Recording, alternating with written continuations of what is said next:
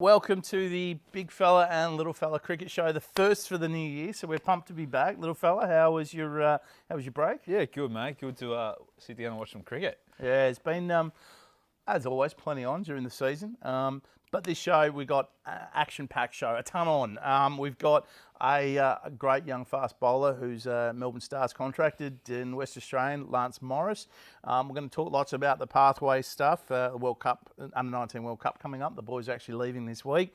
Plenty of news around Test and Big Bash, so we'll get started. Mate, Test dominance by Australia.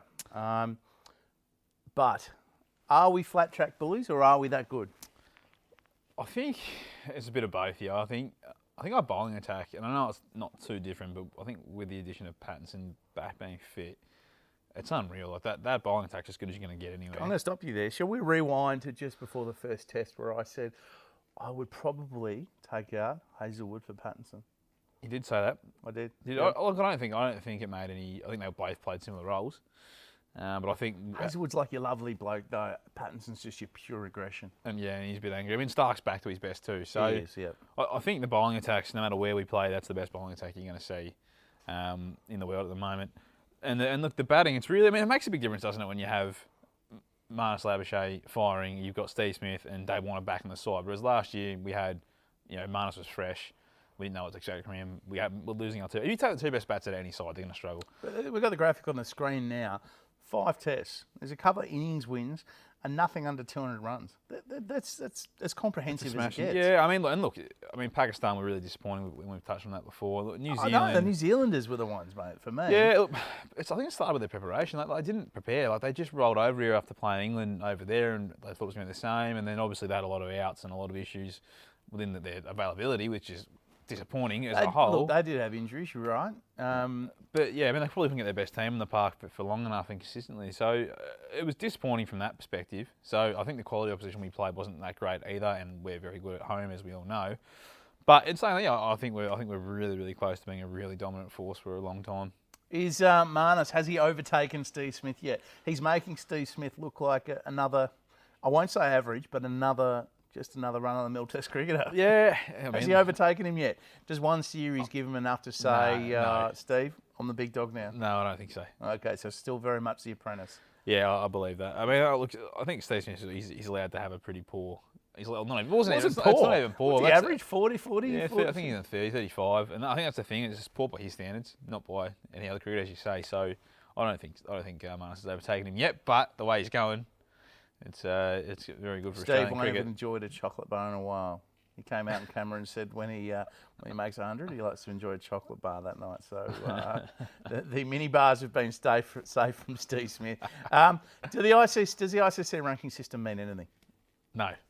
Yeah, I agree, mate. It's to me, I don't give a shit about the rankings as it is, and the fact that wins on your home soil versus wins away aren't graded differently. And they really should be, shouldn't they? It's so hard to win away. Yeah, it really is. Especially, look, as we've seen, if you come to Australia, it's hard. You go to the subcontinent, it's just as hard. So, especially the other thing in New Zealand too, like we mentioned, they lost every toss. Yeah. And when they lost, they won one toss. And they bowled first. They bowled first. Every year that seems to happen. With like these missing two, they don't win the toss. And then when they do, they bowl. It's just like, what are you doing? Like, I think even the team were a bit bemused at that. Come on, turn it up. Mate, what do you think the difference about having your best batsman firing makes? It's obviously huge. Yeah, I mean, as I said just before, I think when we take out the two best bats at any side in the world, they're going to struggle. It just means you're playing, realistically, you're playing your 7th and 8th bat, and all of a sudden, you guy batting number 5, potentially batting number 3, and you're relying on him. I mean, imagine Matty Wade batting at 3. And not that Matty Wade's a bad cricketer, but he's not a number 3, is he? No. It just makes it that much harder, doesn't it? So Matty Wade would still make runs at 3.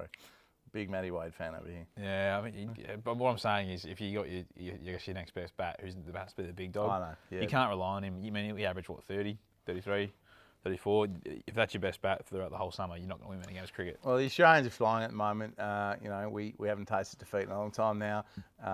Obviously, the boys are heading over this week to India. It's it's a pretty disappointing tour, isn't it? It's like, why is it happening in the middle of the Australian It's sort of summer? a 10-day tour. The Indians would have put their foot down and said, no, we're not getting on a plane. But it's sort of a 10-day or 2-week sort of thing, isn't there's it? not a lot going on, and I don't like what's the relevance? Oh, playing short form in coming into a World Cup year. That'd be my guess. But it does water down the Big Bash, which is on to our next point. Mate, is the Big Bash a bit underwhelming this year? I mean, look, what I mean by that, there's been some great contests, but there's actually, until yesterday, there has been a lack of import star power. Now, when we put the notes together for the show, we didn't have old mate for the Strikers and Harris Ralph for the Stars. Both hat tricks yesterday. Rashid Khan. I mean, Rashid Rashid Khan. Khan's quite good, isn't he? But he's not a. Hasn't been standout this year, but When you say household name, he's not the first. He's not the first guy you think of, is he? understand the Indians aren't allowed to come out and play, and the English are all playing. The top line English are all playing at the moment anyway. It does limit what we can do. AB de Villiers should start this week. We believe Yep. he's in town. Yep. But it's limited. But my couple points. So lack of import star power, and Ralph has been a sensation. Obviously, plucking him out of Tasmanian domestic cricket, come in and bowl consistent cricket. 150s. Yeah, grey cricket. Sorry. My other thing is there's been no kids playing. I mean, probably Max Bryant's the youngest rolling around. He's in his third season, I'd say.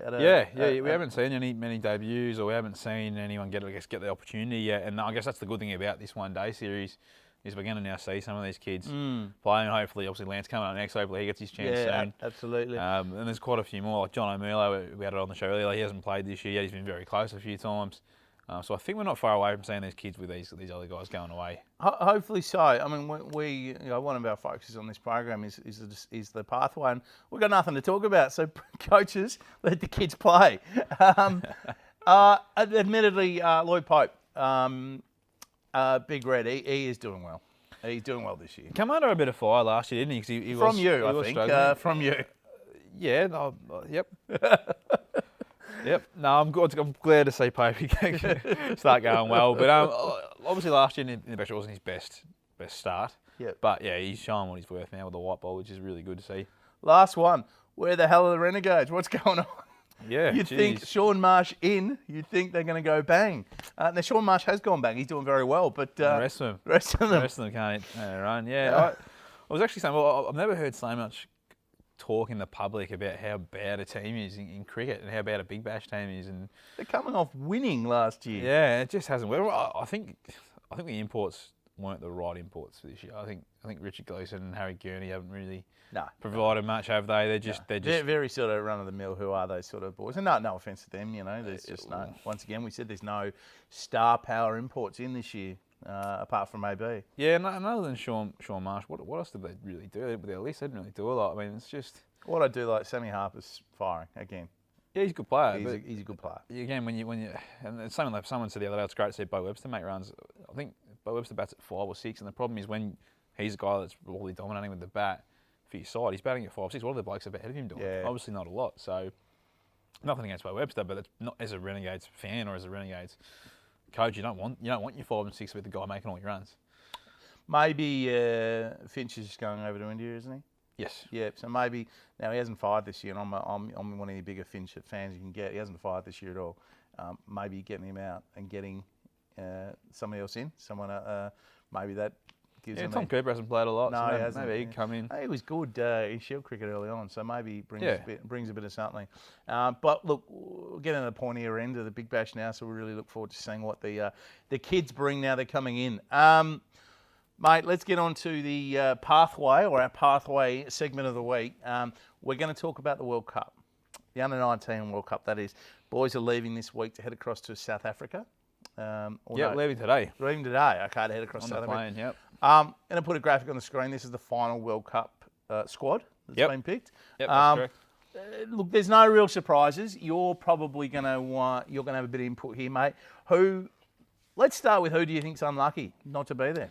I think there's two. I mean, I think that from my side, there's only a couple that I missed. It was pretty close. But I think Mitch Owen from Tasmania, he was unbelievable at the 19s.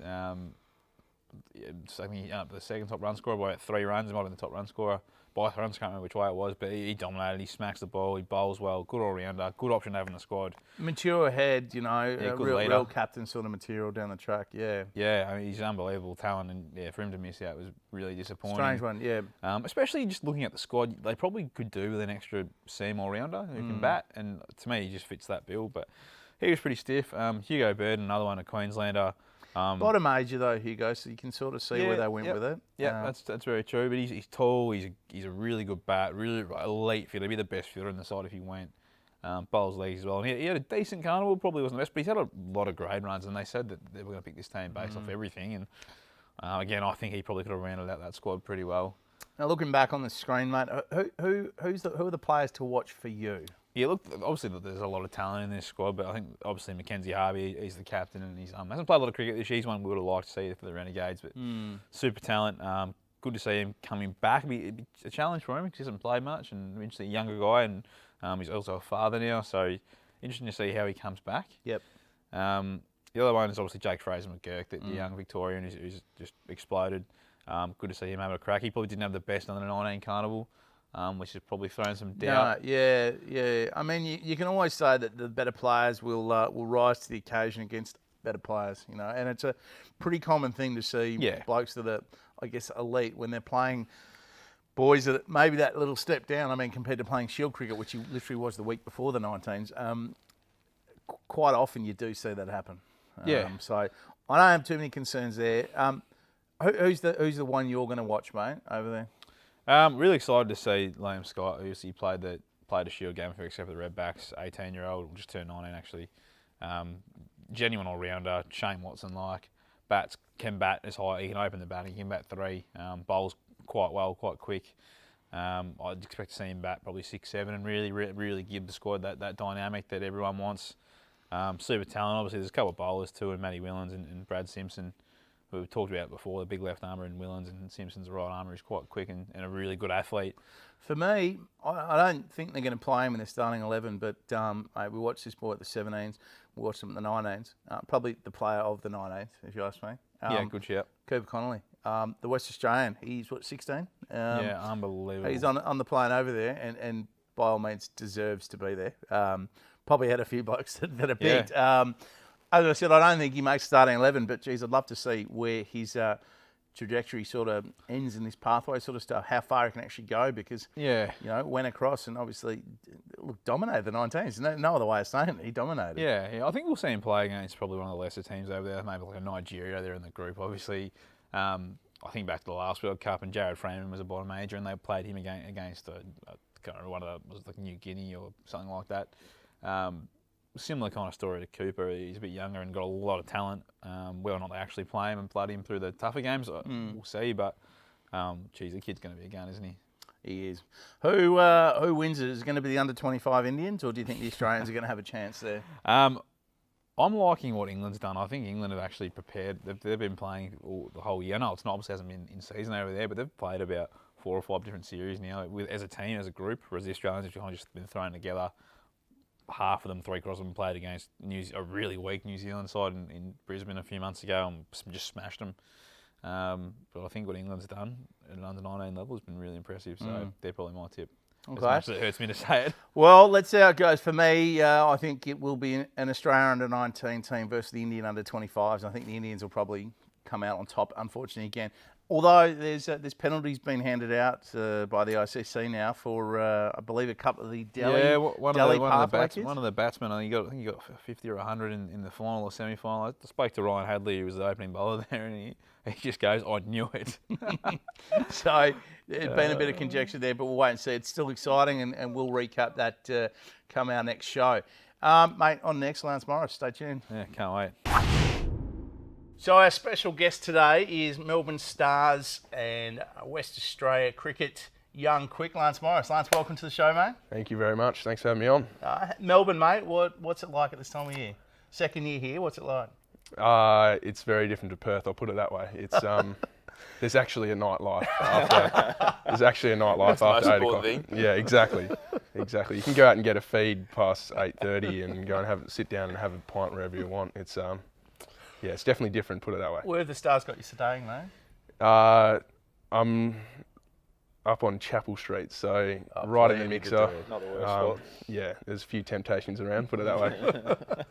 Now, mate, you got to the Stars in a rush last year. How did it all happen? Take us through it. So basically, I wasn't part of any Scorchers academy setup or anything like that, and I went in for an Australian like middle practice. I think it was before they played the Indians at Optus Stadium, and I was just bowling out in the middle, and David Saker saw me bowl a few balls and just said, are you on any books for Big Bash? I said, no. He's like, all right, well, I'm going to make a few calls and hopefully be over east in the next few days. And sure enough, a couple of days later, I was driving into Optus Stadium to go watch the test, and I got the call. It's pretty exciting how that sort of comes about, isn't it? And just by going out there and bowling a few balls, you didn't have to. Exactly, yeah. And within 2 days, I was flying out to Melbourne.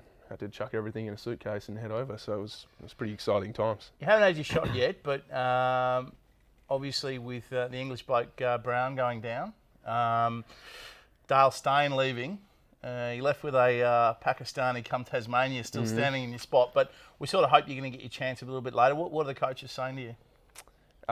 They definitely have me on standby, and they're very reassuring that they're going to give me a crack at some stage. So they're happy with how I'm going and how it's coming out in the net. So I feel good. So whenever it comes, it comes. Yeah, mate, it'll be exciting. Yeah. What do you do? For those of you who don't know, Lance, what do you do? Tell us what you do. I'm a pace bowler, so I just try and bowl as quick as I can. Who knows where it goes? But At least you admit it. exactly. And Lance just telling us off air that they haven't had the speed gun out at training yet, but I just said if you're going to get the call up, mate, it's going to be on national television, the speed gun. So you've got the nickname, which I know you don't like, but you've got the nickname The Wild Thing, and it's obviously it's come from Sean Tate. Yep, yeah. Not directly from Sean Tate, but happen to know the whacker throwing it around a fair bit. Yeah. In fact, the general manager just refers to the Wild Thing. That's just it. Yeah, I know I'm in trouble when they just say Lance. That's it, Lance, get here.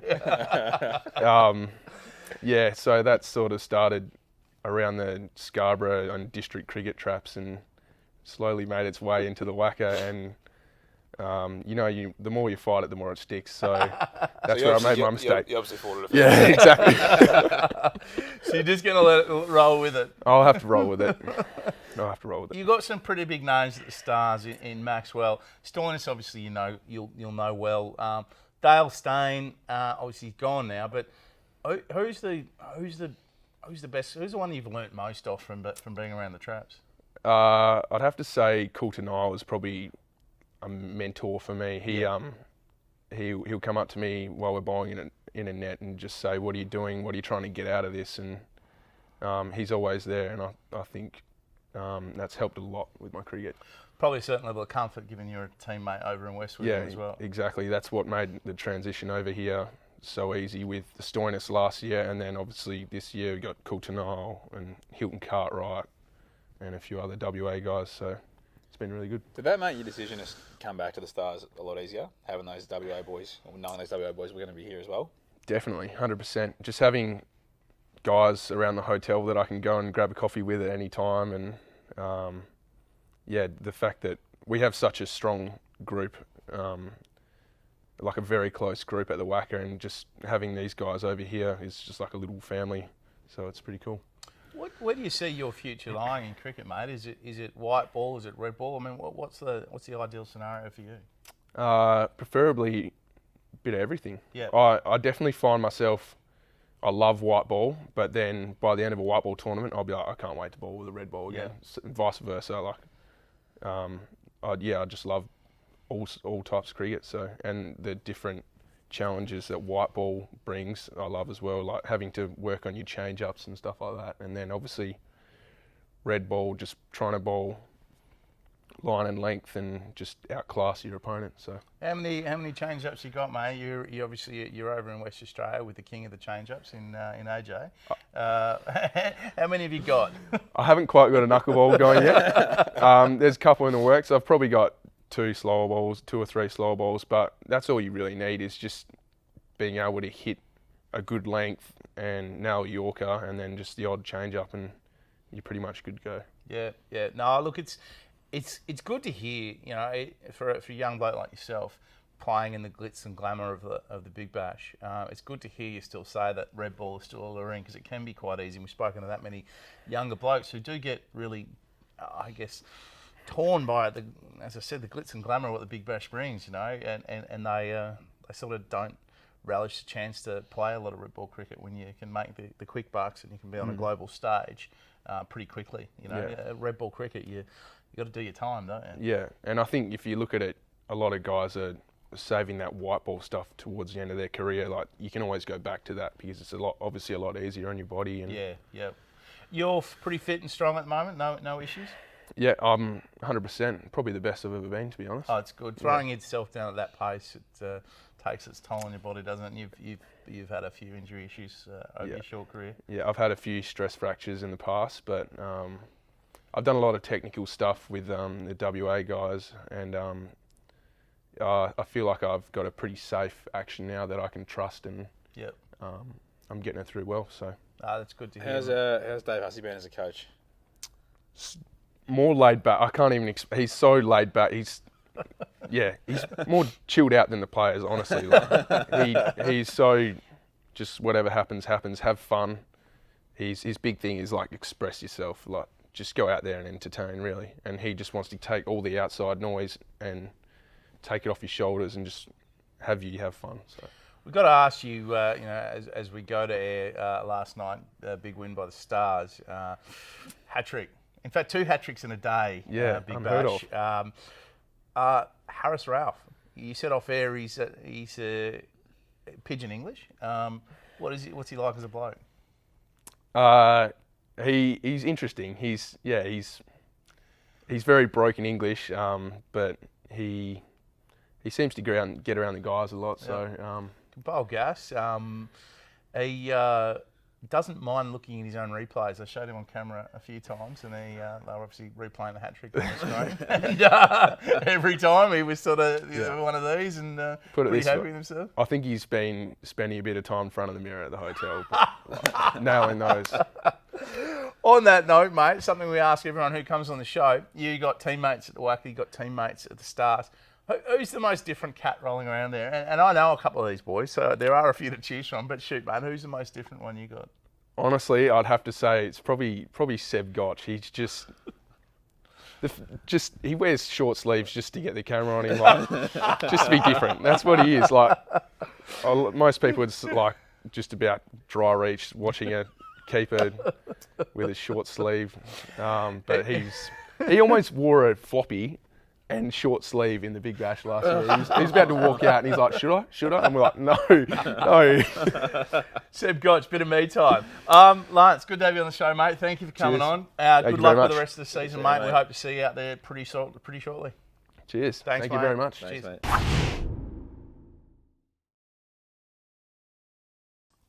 Great having Lance on.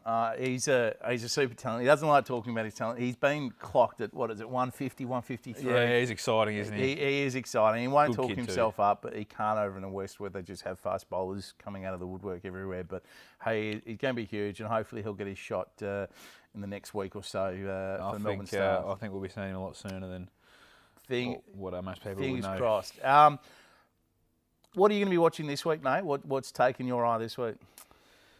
I think we touched on it a bit earlier. Obviously, the selection in the BBL with the ODI squad now going away, we might actually get to see some of these kids. So I want to see if they bring in these kids that are on the list, or they go to those replacement players and bring in, I guess, essentially club cricketers or the 25 to 30-year-olds who might have played a few Shield games and they're just coming in for a game or two here. So hopefully they go with the kids and give them a chance, but I'm looking forward to seeing who gets the opportunity. Yeah, a couple of names. Aaron Hardy over the Scorchers, played a bit last year. He has been injured midway point of this year. Not bowling at the moment, not too far away. But he can still swing a bat by all means. Yep. Jared Freeman down in Tassie. They played him a couple of games last year. He's fallen behind Clive and Keese. Ahmed, we'll go with Ahmed. Yep, fallen behind him at the moment. John O'Merlo, one of our favourites, Stars. Liam Hatcher at the Thunder, Big Lance. So there's a number of names around the competition that we would like to see get their shot. So take note. I know everyone watches this show, so take note, Big Bash coaches. Mate, who are you torching this week? Who's getting the blowtorch? There's been a lot of talk since the Test series finished up about the future of Test cricket and what are we going to do? We're going to stay with 5 days or 4 days. ICC have come out and said they want to go to 4-day Test cricket. I'm a purist, and why fix on isn't breaking. If we change to 4-day Test cricket, all of a sudden we're going to start having draws. The amount of times Test games are gone on the 4th day, and teams just go, well, there's a whole other day. We're not going to win, so we're not going to get the draw. So let's just keep playing shots. And it's actually quite entertaining. If we go to 4-day Test cricket, it's going to get to the point where everyone's going, okay, well, we only have half a day to get through. Yeah, let's try to get there. And we're going to see more and more draws. In 4 days, it's just not enough. It means we don't see the big scores anymore. We don't see the 300s because guys are going to be declaring, going, okay, well, we only have about a day to bat for, and he's obviously times a day.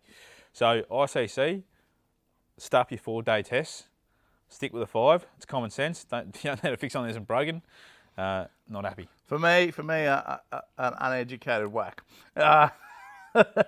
For me, and I came up with this off the air. I think where all good things happen. I think, although I dislike the ranking system, where the rankings could be a benefit is you have 1 to 8 who play the 5-day stuff. Your minnows can't play 5-day cricket. Don't have the resource, don't have the money, don't have the staying power. You know, so your Irelands and your Afghanistans and anything ranked outside that top 8, they get you 4 days. And once you get promoted, and I'm not talking about a fluid promotion scale, maybe every 6 months. Once you get promoted, all right, or once you accrue enough points, maybe you get to be one of the big dogs in the 5-day cricket scene because.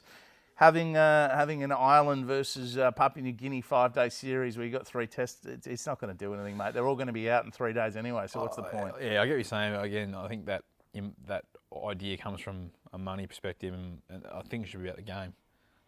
Test cricket's hard, and it's supposed to be hard. I know, but if we're trying to bring more people into the game, and without the ICC constantly giving handouts, you've got to be able to nurture these teams into the game somehow. All right, and grow from a grassroots level.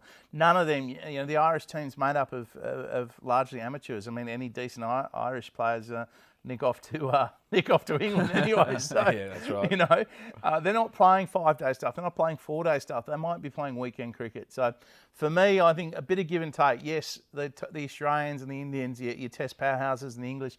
I don't want to see a 4-day game, but I think it could really help for your minnows to grow eventually into it. For me, mate, this week I'm looking forward to the Aussies nicking over to India for albeit a 10-day or 2-week sort of sojourn, but I think it's going to bring us back down to earth. At the moment, your average Australian punter's sitting there going, oh yeah, we're just about right. We aren't going to be beaten, which is how I grew up watching cricket, which I really enjoyed, knowing you're not going to lose a game. But I think going over to the Indians, playing on their turf, been watching a bit of Virat's social media stuff. He's if his hadn't got any bigger, it wouldn't fit on the screen. But I think they're going to be a bit of a wake up over there, and I think. Unfortunately, I'm tipping the Indians to actually to do some work on the Australians over there. Not taking away from the Australians, but going over the subcontinent, especially for a 2-week or 2.5-week tour, you can't expect too much. But I am looking forward to watching that, and honestly, seeing a challenge where I know we're not going to win. Yeah, no Stein, no Maxi. Yes. Little surprise there. Yeah, especially Stein. I think he's top run scorer. He got the yellow. He's got the yellow the gold cap or the cap. yellow cap. Yeah. Or That's going well, isn't it? Well, they had 2 of them wearing it last night. They gave Stein his during the Stars innings as he got out, but Ferguson was still on the ground wearing his. So for me, they should have run on the ground, taken Ferguson's gone. Nick off, mate. Here you go, Stein. That's it for this week's show. Next week, we're going to be talking all things Under-19 World Cup. We're going to do some more Big Bash stuff. We're going to review the Australian-India OD series. Thank you for watching. Happy 2020 to everyone. You can catch us on our YouTube channel, download our podcast, visit our website, or follow us on Instagram for all things cricket. Little fella, see you next time. Will do. Cheers.